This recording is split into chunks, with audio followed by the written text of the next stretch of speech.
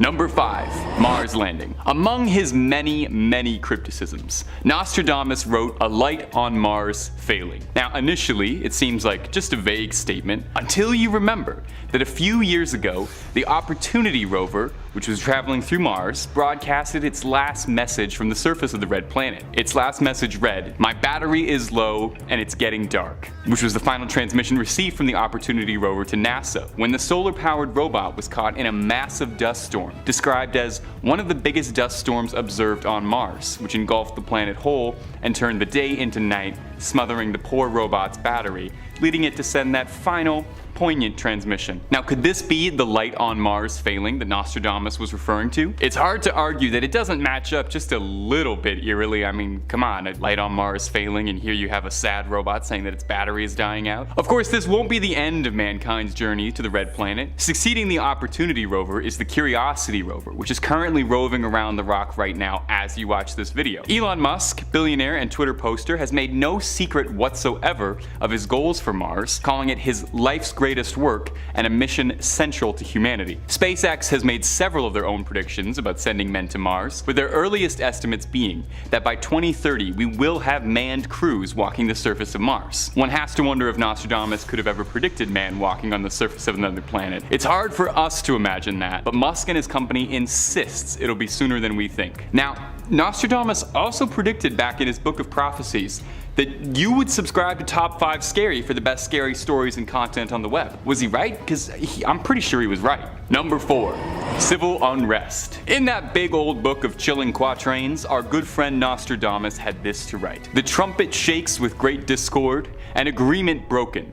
Lifting the face to heaven, the bloody mouth will swim with blood, the face anointed with milk and honey lies on the ground." Probably the most outright sinister sounding of any of Nostradamus' prediction, unless the trumpet shaking with great discord just means there's going to be an awesome marching band parade going through the world. This one could mean a lot, but analysts and experts of Nostradamus' work generally agree that they think this is predicting a time of great civil unrest, dated for 2022. In the last couple years, we've already seen more civil unrest globally than we have before, with protests all over the globe for a number of social causes and pressing concerns. It's not unlikely at all to think that this sleeping discontent in the masses is going to keep rising, and it's very likely there will be more protests. This could tie in with a point we made in the previous Nostradamus video, in which he highlighted a prediction for 2022 that said he believed that inflation and starvation would rise so much that "so high the price of wheat that man is stirred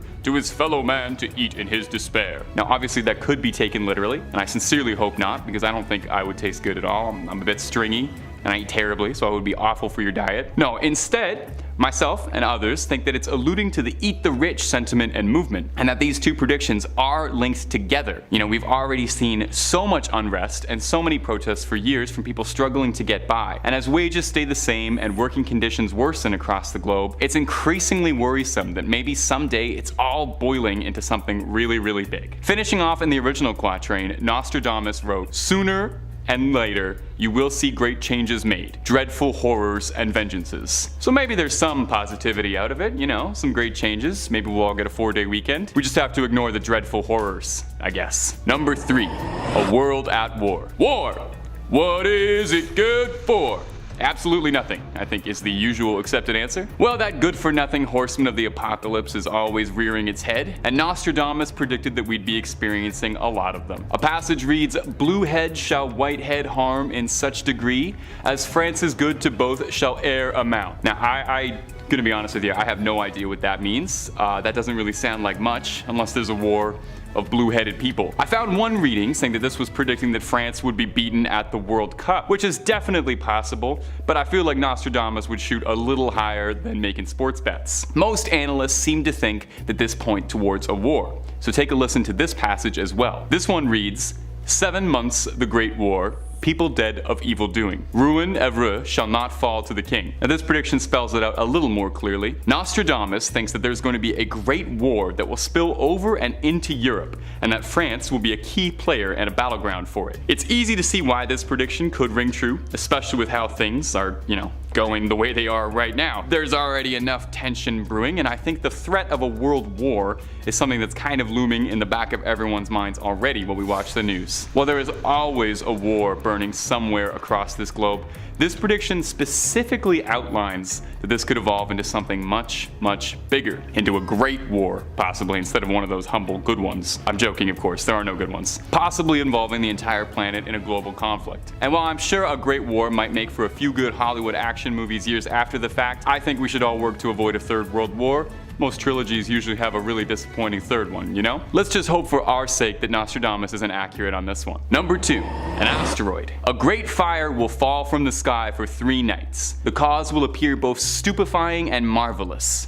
Shortly afterwards, there will be an earthquake. I doubt Nostradamus had ever seen fireworks, so the prediction of this being that we're all gonna have a great party with fireworks for 3 days and then we're gonna party so much it'll rumble the earth, I don't think that's super likely. No, fire from the sky and earthquakes are never a good thing. That's usually kind of the symptoms of like apocalyptic stuff alongside boiling seas and demon walking the earth, fire raining down. Now this line could refer to a couple things, possibly. It could be alluding to something man-made, like a strike of some kind. But translators and experts of Nostradamus' writings believe that this could be referring to an asteroid strike on the planet with devastating impact. Asteroids pass by the Earth every single day already, and the likelihood of one colliding with the planet and causing serious damage is a real possibility, and all of us going the way of the dinosaurs. Fortunately for us, NASA has been cooking up predictions of their own, and they assure us that there is no danger of any collisions on record for 2022, or for the next 100 years, for that matter, claims a recent study. The asteroid Apophis was said to be flying worryingly close to Earth's orbit,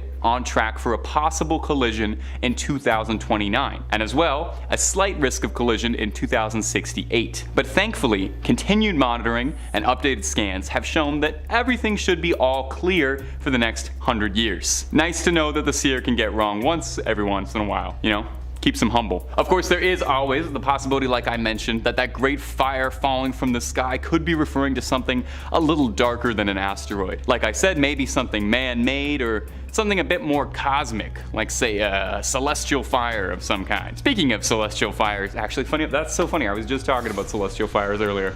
Let's get on to the next point, which is number 1, Celestial Fire and the New World Order. Celestial Fire and the New World Order sounds like they would have been the absolute coolest 80s prog rock supergroup. I bet their first album was fantastic and the rest of them fell off. Disregard that fantasy for a minute, and let's get back to the topic at hand. Nostradamus' predictions. In his big old book of prophecies, Nostradamus wrote that there would be a celestial fire on the royal edifice. So what does that mean? King Charles's house is about to catch fire? Well, something about the word celestial really throws this one for me. Celestial is not an adjective that you just toss in willy-nilly. I feel like that's reserved for when something is descending from the cosmos, end of days, apocalypse stuff. Well, not to worry, this prediction gets worse. They always get worse. The prediction goes on to state that through the ashes of this celestial fire on the royal edifice will rise a new order, hey, another prog rock group, and that an unlikely alliance between 2 great powers will come together. What those 2 great powers could be, though, is anyone's guess. Is it Marvel and DC? Apple and Android? Coke and Pepsi? Whoever it may be, it's said that things will never be the same and the alliance's effect will not be good for us. Now, Nostradamus wrote many predictions on the royal family, and some even claim that he accurately predicted Queen Elizabeth's passing. He had this to add on about King Charles specifically. Because they disapproved of his divorce, a man who they later considered unworthy, the people will force out the king of the islands, a man will replace who never expected to be king. Could this be referring to King Charles being replaced in favor of a new king? Could this be related to this new world order Nostradamus is predicting, with someone no one ever expected to be king, and that unlikely alliance getting formed? We're not sure yet, but as time goes on, more and more of Nostradamus' predictions keep turning out to be true, so we'll find out soon enough, I'm sure, and you'll find out here. Coming in number 5, we've got horse meat. You know, a lot of shady stuff goes on in the food industry. One would hope that this kind of nonsense would be dealt with appropriately when it came to feeding children, but it's not always the case. I guess the whole feeding just children horse meat is more of a joke than anything, but check this out. Back in 1994, the 100th episode of The Simpsons aired, titled Sweet Seymour Skinner's Badass Song. It tells the tale of a woefully mismanaged public school. What else is new, right? Well, during all of the chaos where principals were fired, hired, refired, and rehired, we get a quick gag concerning some equine cuisine. Springfield Elementary's lunch lady tossed a lovely assortment of assorted horse parts, now with more testicles, into a pot to be turned into some sort of meal for the students, whatever that may be. That kind of joke has been long running, with many folks assuming that thanks to low budgets, schools have to resort to less than stellar foods. So, horse meat for the kids. However, one might think that corporations whose profitability relies on serving the food they advertise might think twice before serving horse meat in something that isn't labeled horse meat. Not quite the case. In 2013, almost 20 years after that episode of The Simpsons aired, there was a huge food-based scandal in Britain. Can you guess what kind of meat was found in all sorts of supposedly pure beef? You got it. Horse. And this wasn't just happening at dinky little school cafeterias or independent burger joints stationed near wharfs. We're talking about Taco Bell serving something that wasn't actually all beef. Which actually isn't that surprising, but still! Taco Bell, Bird's Eye, and Breaks all had products that claimed to be all beef but ended up having traces of horse meat throughout. Jeez Louise, that's not necessarily something you want to hear after scarfing down a beef skewer or a Crunchwrap Supreme. So a joke about cheaping out at the expense of the American school system actually turned out to be a pretty real situation where some corporations that should know better cheaped out. Way to go, team. Coming in at number 4, we've got Mutant Tomatoes, and not the teenage ninja kind. We're talking about nuclear crops here. Enormous, bulbous, strange growth-ridden plants you probably don't want to consume. But what if they're addictive and have major profit-reaping capabilities? What then? Let's start with the Simpsons story and then move on to what happened in the world after. In the episode E.I.E.I.D.O., Homer finds himself at the forefront of a potentially brand new industry, tobacco. After skipping town to avoid a duel with a gun-toting colonel, Homer and his family settle down at his dad's old farmhouse. He buys some tomato and tobacco seeds from Sneed's Seed and Feed, formerly Chuck's, and tosses them all over the property. After introducing some plutonium to the works, the two crops become one, producing a highly addictive plant known as tobacco.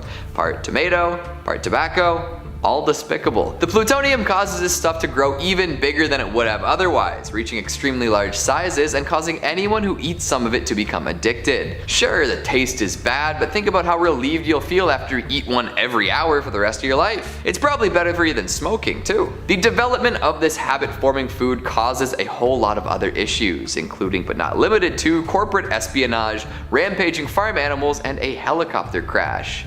So what did this predict? Enormous, potentially dangerous crops spurred on by the introduction of nuclear waste. In 2013, a bunch of Japanese farmers started noticing that some of their crops were growing disproportionately large. In addition to their size, these crops also developed odd properties, like additional growths that didn't match the plant's usual shapes. All this strange stuff was happening relatively close to the Fukushima Daiichi nuclear power plant, where 2 years earlier a meltdown occurred. Now, these huge fruits and veggies aren't ironclad proof that the nuclear waste caused excess growth, but it definitely paints a vivid picture now, doesn't it? We'll see what other changes occur over the next little while, and maybe even see the development of a new tobacco-tomato hybrid. It would be a better way to wean off smoking rather than vaping, that's for sure. Coming in at number 3, boring VR tasks. Video games were supposed to transport us to far-off worlds full of colorful characters and exciting things to do, right? A vision of the future where anything is possible. You could be a pro athlete, fly around on a hoverboard, pilot insane spacecraft, and more.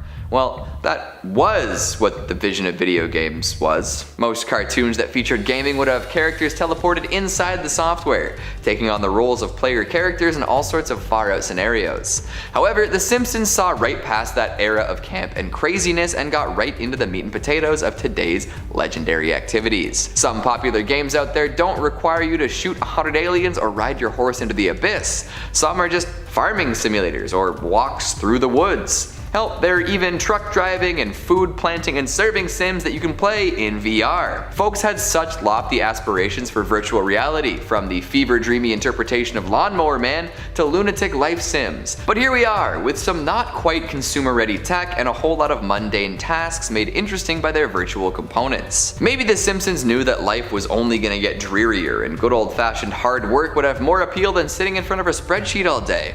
Would you rather trim a hedge on a sunny day or input data in a cubicle? The choice is yours. Coming in at number 2, Arnold Palmer. Now this one is a little morbid. I'm sure most folks out there know about the legendary refreshing beverage named after the equally legendary golfer. Half iced tea, half lemonade, the Arnold Palmer. Well, as it turns out, a joke made by the writers of The Simpsons lined up a little too well with a real-world event. During the premiere of the 28th season, titled Monty Burns' Fleeing Circus, Homer decides to load up a water gun with said famous beverage. When Marge asks what he's doing, he tells her that he's going to Arnold Palmer Lenny, implying that he would soak his pal in the liquid. Now, this doesn't seem all that freaky, right? A simple gag pulled by TV's favorite simple dad. The thing is, on the day the episode aired, the golfer Arnold Palmer passed away. Of course, this could be chalked up to sheer coincidence, but what are the odds that they scripted, voiced, animated, and aired that joke, and it ended up being on the same day as Palmer's unfortunate passing? The world works in mysterious ways, that's for sure. And finally at number 1, Disney owns Fox. It's almost as if the writing was on the walls for years. We like to think we've got plenty of choice when it comes to the media we consume these days, but most IPs are owned by a constantly shrinking set of companies. But wow, has Disney ever taken over a lot of stuff. And Fox was right on the money too, some 20 years before the merger actually went through. In the episode When You Dish Upon a Star, there's a quick visual gag where we see the 20th century Fox logo in all of its resplendent glory, but there's a little addendum to it. Underneath the shiny gold letters, you can see that it is now a division of Walt Disney Co. Somebody saw the way entertainment companies were growing and predicted a buyout way ahead of time. I guess it only makes sense, but wow. An insidious collection of IPs to constantly market and remarket to the increasingly online demographics of tomorrow was predicted in the 90s. I doubt they would have seen the streaming revolution coming, but the way that Disney has always been protective of its image as well as immensely profitable kinda made this one a no-brainer. Although, we only say that through hindsight. Whoever wrote this gag had foresight like no other. Starting off this countdown, we have the Ebola Outbreak. Back in 2014, South Park released an episode titled Gluten-Free Ebola, which was season 18's second episode. Well, in this episode, residents of the town start to die from violent gluten-related deaths. In the same week that episode was aired, an Ebola strain was discovered and multiple people contracted the virus. In fact, people were so freaked out by this prediction that people went on saying that this is evidence of the Illuminati. They claim that this show exposed predictive programming. Predictive programming is a theory that the government or people of power are using movies, shows, or even books to prepare us for the future. They have planned these future events and show it to the media years before it happens. Why would they do this? Well, it's a form of mass mind control. It sounds pretty crazy, I know. Let me know what you guys think in the comments below. Coming in at number 4, we have the Chipotle food contamination. Back in October of 2009, South Park released an episode titled Dead Celebrities. This was from season 13, episode 8. In this episode, Ike gets haunted by dead celebrities. But ignore that for a second because that's not important. In the episode, we see an animated version of Bill Mays advertising a product known as Chipotle Away. He claims that this product can get rid of stains on your underwear caused by eating Chipotle. Well, 6 years after this episode aired, in 2015, E. coli was found in Chipotle food products. As a result, there were 2 outbreaks of E. coli poisoning. More than 55 people were affected by this across 11 states. As a result, Chipotle had to close down 43 restaurants in Oregon and Washington alone. So it's pretty crazy that South Park made that whole joke about Chipotle and people being so sick from it that they needed a stain remover.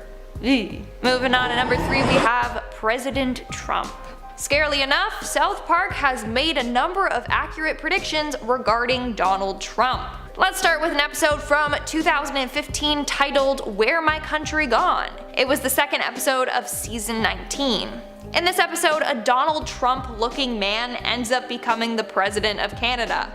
Even though we have prime ministers here. The episode said that the Canadians found him funny at first, so they voted for him. And then he got elected by a mistake, and then people realized that mistake. Isn't that eerily similar? Moving on, in the episode, a wall gets built in order to keep the Americans out of Canada. Need I remind you, this episode came out in 2015.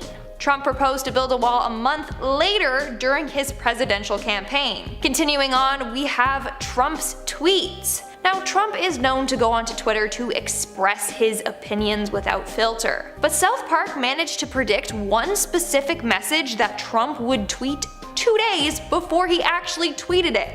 Let me explain. So on September 20th, 2017, South Park released an episode where they made fun of the escalating tension between Trump and Kim Jong-un. But in the episode, they replaced Trump with President Garrison. Well, in the episode, Tweak is worried that the president will start World War III with North Korea from his aggressive posts on social media. Well, just 2 days later, Trump tweeted out describing Kim Jong-un as, and I quote, a madman who doesn't mind starving or killing his people, threatening that he will be, and I quote, tested like never before. Literally, the episode just talked about this, and then Trump goes out and tweets a threatening message just like the episode predicted. Either Trump watches South Park or South Park has got Trump all figured out. In our second spot, we have the black market KFC. Selling KFC illegally sounds outright outrageous. So people thought it was hilarious to see residents in the show looking on the black market to get their chicken fix. In an episode from 2010,